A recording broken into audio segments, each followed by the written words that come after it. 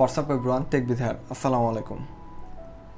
Facebook browse করার সময় আপনারা নর্মালি এরকম স্টোরি হাইলাইটসগুলো দেখে থাকবেন, এবং আজকের ভিডিওতে আমরা দেখতে যাচ্ছি ফেসবুকের স্টোরি হাইলাইটসটা কী এবং লাস্টলি কীভাবে আপনারা আপনাদের প্রোফাইলে এরকম স্টোরি হাইলাইটসগুলো সেট করতে পারবেন। তো সম্পূর্ণ প্রসেস জানতে হলে সম্পূর্ণ ভিডিও জুড়ে আমাদের সাথেই থাকুন।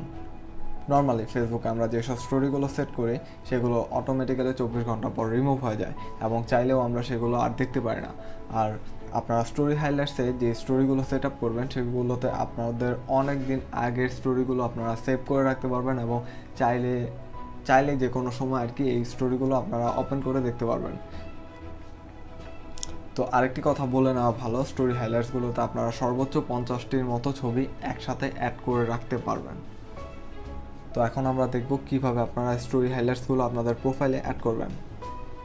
তো ফার্স্ট অফ অল আমরা ফেসবুক ওপেন করে থ্রি ডট আইকনের উপর ট্যাপ করব অ্যান্ড এখান থেকে আমাদের প্রোফাইল ওপেন করতে হবে। দেন প্রোফাইল ওপেন করার পর আপনারা এখানে থ্রি ডট আইকন দেখতে পাবেন, তো থ্রি ডট আইকনের উপর ট্যাপ করবেন।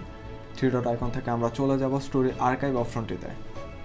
তো স্টোরি আর্কাইভ অপশনে চলে যাওয়ার পর আপনারা যদি আগে থেকে স্টোরি সেট করে থাকেন তাহলে সেই স্টোরিগুলো এখান থেকে দেখতে পাবেন, আর যদি সেট আপ করা না থাকে তাহলে এখান থেকে সিম্পলি আপনারা সেট আপ করতে পারবেন। তো আপনারা এখান থেকে থ্রি ডট আইকনের উপর ট্যাপ করব অ্যান্ড এখান থেকে ক্রিয়েট ফিচার কালেকশন এটার উপর ট্যাপ করব। ট্যাপ করার পর আপনারা এখান থেকে আপনাদের যে কোনো একটা ফটো বা যে ফটোগুলো আপনারা সেট আপ করতে চাচ্ছেন স্টোরি হাইলাইটে সেগুলো সিলেক্ট করে দেবেন। তো আমি একটা ছবি সিলেক্ট করলাম, দেন হচ্ছে আমরা নেক্সট ট্যাপ করব, দেন আমরা জাস্ট হচ্ছে সেভ অপশনটি ট্যাপ করব। স্টোরি হাইলাইটসটি সেট হয়ে গিয়েছে। তো এইভাবে খুব ইজিলি আপনারা ফেসবুকে স্টোরি হাইলাইটসগুলো সেট আপ করে আপনাদের অনেক দিন আগের স্টোরিগুলো সংরক্ষণ করে রাখতে পারবেন।